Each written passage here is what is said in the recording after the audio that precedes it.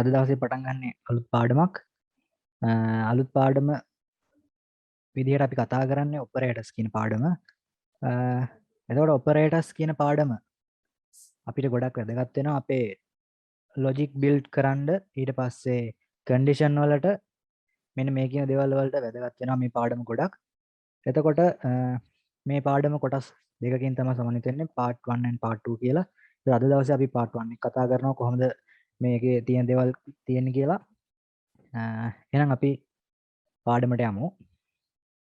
ඉස්සරවම අපි සාමාන්‍යයෙන් බලනවා දැන් ඔපරේටර්ස් කියන පාඩම ඉගෙන ගද්දි මොකද්ද මේ ඔපරේටර් එකක් කියන්නේ කියලා ඉස්සෙල්ලා ඉගෙනගෙන ඉන්න ඕනේ. ඔපරේටර් එකක් කියන්නේ මොකද්ද? ඔපරේටර්ස් ආකාර දැන් ඔයාලා දන්නවා. ඒ කියන්නේ ඔපරේටර් වර්ග ඔයාලා දන්නවා මේ විදි පාවිච්චි කරලා තියෙනවා. උදාහරණයකට මම මේ විදිහට කිව්වොත් එහෙම ඔයාලට මතක් වෙනවා මේවද ඔපරේටර්ස් කියන්නේ කියලා. එකතු කිරීම, අඩු කිරීම, ඊට පස්සේ ගුණ කිරීම, බෙදීම මේ වගේ සාමාන්‍ය අපි ප්‍රධාන වශයෙන් යූස් කරන ඔපරේටර්ස් වර්ග ටිකක් තමයි මම මෙතන දාගත් එක්සැම්පල් විදියට. දැන් එතකොට මේක ඇවිල්ලා මොකක් හරි සිම්බල් එකක්. ඔයාලට පේනවා එකතු කිරීමේ සලකුණ, අඩු කිරීමේ සලකුණ. මේක නම් සාමාන්‍ය අපි ගුණ කිරීම වෙනුවට පාවිච්චි කරන්නේ තරුව. ඔන්න තරුව තියෙනවා. ඊට පස්සේ බෙදීම වෙනුවට අපි පාවිච්චි කරනවා ෆෝවර්ඩ් ස්ලෑෂ් එක. එහෙම නැත්නම් ඇලයිර තමයි පාවිච්චි කරන්නේ. ඒතර මෙහෙම සංකේතයක් අපේ කීබෝඩ් එක තුල දක්නට ලැබෙන්නේ නැහැ. ඒක නිසා ඔන්න දැන් මොකක් හරි සිම්බල් එකක් තමයි මේ විදිහට ඔපරේටර් එකක් කියලා අපි කතා කරන්නේ. හැබැයි මේ ඔපරේටර් එක අපි මොකක් හරි තැනකදී පාවිච්චි කරොත් මේක අපේ කම්පයිලර් එක දන්නවා මෙයාගේ මොකද්ද සිද්ධ වෙන්නේ කියලා. මෙයාට මොකක් හරි mathematical logical or other type මොකක් හරි manipulation එකක් ගැන මෙයාගේ සඳහන් කරලා තියෙනවා. ඒ කියන්නේ මේ මාක් එක පාවිච්චි කරපු ගමන් මේකට අදාළව මොකද්ද වෙන්න ඕනේ? mathematical part එකක් තියෙනවා නම් ඒක මොකද්ද වෙන්නේ කියලා, logical part එකක් නම් ඒක, එහෙම නැත්නම් වෙන යම් හෝ තව මොන හරි දෙයක් තියෙනවා නම් අන්න ඒ දේ කරගන්න එක තමයි අපිට මේ සිම්බල් එකෙන් කරගන්න පුළුවන් වෙන්නේ. දැන් ඔයාලා දන්නවා මේ වගේ සිම්බල් ගණනාවක් තියෙද්දි අපිට සංඛ්‍යා දෙකක් එකතු කරගන්න ඕන නම් මම අඩුම විදිහට සංඛ්‍යා දෙකකින් කතා කරන්නම්. ඊට පස්සේ ඕනම සංඛ්‍යාවකට යන්න පුළුවන් වැඩි තරමක්. දැන් සංඛ්‍යා දෙකක් ගත්තොත් එහෙනම් මේ සංඛ්‍යා දෙකක් එකතු කරනවා කියන්නේ අපිට පාවිච්චි කරන්න පුළුවන් මේ කියන ප්ලස් මාක් එක. එහෙම නැත්නම් ප්ලස් සිම්බල් එක පාවිච්චි කරන්න පුළුවන්. දැන් මේක සාමාන්‍යයෙන් අපි ඕන කෙනෙක් දන්නවා මේකේ A ධන B කියන එක තමයි උත්තරේ විදිහට එන්නේ. මයිනස් මාක් එක ගත්තත් A ඍණ B කියලා මේ වගේ එක්සැම්පල් එකක් ගන්න පුළුවන්. මල්ටිප්ලිකේෂන් එක ගත්තත් මෙන්න මේ විදිහට ගන්න පුළුවන්. ඊට පස්සේ ඩිවිෂන් එක අපි බෙදීමට කියන ඩිවිෂන් එක කියලා.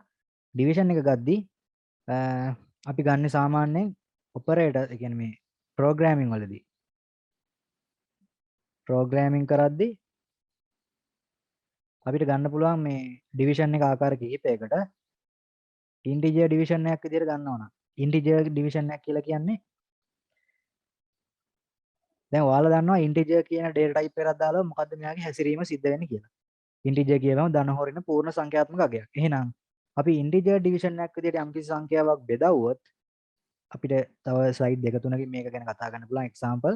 මම දැනට කියන්නම් මේක මෙතනදී කතා කරපු නිසා ඉන්ටිජර් ඩිවිෂන් එකක් යටතේ මොකක් හරි සංඛ්‍යාවක් බෙදුනොත් එයාගේ අපිට අවුට්පුට් එක විදිහට ලැබෙන්නේ පූර්ණ සංඛ්‍යාත්මක අගය. ඒ කියන්නේ දශම වලින් ඉතුරු වෙන්නේ නැතුව මෙයා ගන්න පුළුවන් පූර්ණ සංඛ්‍යාත්මක අගය. ඒ කියන්නේ 10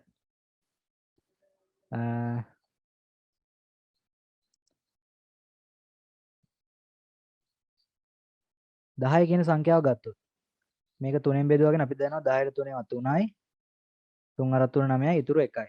දැන් එතකොට මෙන්න මේ කියන පූර්ණ සංඛ්‍යාත්මක අගය තමයි ඉන්ටිජර් ඩිවිෂන් එකක් යටතේ අපි අවුට්පුට් එක විදිහට ගන්නෙ. දැන් අපි හරියටම දන්නවා මේකේ අවුට්පුට් එක ගත්තොත් 3.333 මේ විදිහට යනවා.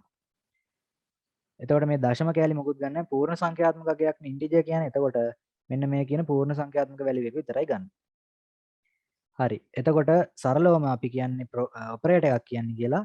Operator is a symbol that tells the compiler to perform a certain mathematical, logical or other type manipulation. Manipulation එකක් කියලා කියන්නේ data අපි හසුරව ගන්න එක. එහෙම නැත්නම් දත්ත හසුරවන එක තමයි manipulation කරනවා කියලා කියන්නේ.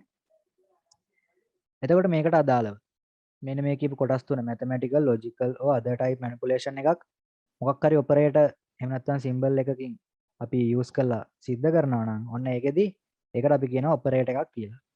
දැන් ඒතකොට ඔපරේටර්ස් වර්ග ගණනාවක් තියෙනවා. අපිට දැන් මේ කතා කරන්න පුළුවන් උනේ මම දැන් කතා කරපු එකතු කිරීම, අඩු කිරීම, ගුණ කිරීම, බෙදීම මෙන්න මේ කියන ඒවා arithmetic operators විදිහට තමයි අපි සලකන්නේ. එතකොට operators are used in programs to manipulate data and variable. දැන් ඔයාලා මේ විදිහ ඉගෙනගෙන තියෙනවා data types කියන්නේ මොනවද? variables කියන්නේ මොනවද කියලා ඔයාලා මේ විදිහ ඉගෙනගෙන තියෙනවා. එතකොට මේ variable ගත්තම අපිට දැන් variable එකක් හදන විදිහ අපි දන්නවා. හදන විදිහ බැලුවොත් integer a සමානයි 10යි. තව එකක් ගත්තොත් integer b සමානයි 20යි. දැන් එතකොට අපිට තවත් variable එකක් හදා ගන්න අවශ්‍යයි නම් මේ දෙන්නගේ එකතුව ගන්න. අන්න එතනදී අපිට දැන් එකපාරට දෙන්න සාමාන්‍ය අපිට ඕන නම් දාගන්න පුළුවන්. අපි දැන් මේ දෙන්න value දෙක දන්න හින්දා integer c සමානයි 30යි කියලා දාගන්න පුළුවන්. හැබැයි මෙතනින් කියවෙන්නේ නැහැ මේ 30 කියලා මෙහෙම දාගත්ත පළියට. මේ a ගේ 10 සහ b ගේ 20 කියන value දෙක අරගෙන තමයි මේ 30 හැදිලා තියෙන්නේ කියලා අපිට හිතන්න බෑ. ඒක නිකන් අපිට දැන් මේ විදිහට දීලා තියෙද්දි ඕනනම් සරලව උපකල්පනයක් විදිහට ගන්න පුළුවන්. ඒනකොට ඇත්තටම මේ 30 හැදිලා තියෙන්නේ මේ දෙන්නගෙන්මද කියලා අපිට ෂුවර් කරන්න බෑ. මොකද අපි දැන් හදලා තියෙන්නේ integer c සමානයි 30යි කියලා. එහෙනම් අපි ඔතන දීලා තිබ්බනම් a ධන b කියලා වගේ. c සමානයි a ධන b කියලා වගේ. ඔන්න දැන් මෙතනින් කිසිම තර්කයක් අපිට අදාළ කරගන්න නැතුව කියන්නේ. දැන් මෙතන තර්ක දාන්න ඕනේ නැහැ නේ. a ධන b කියන එක දන්නවා. a වලගේ 10 නම් b වලගේ 20යි නම් මේ දෙන්නගේ දැන් c වලගේ 30ක් වෙන්නේ කොහොමද කියලා මෙතනින් අපිට ඔප්පු කරගන්න පුළුවන්.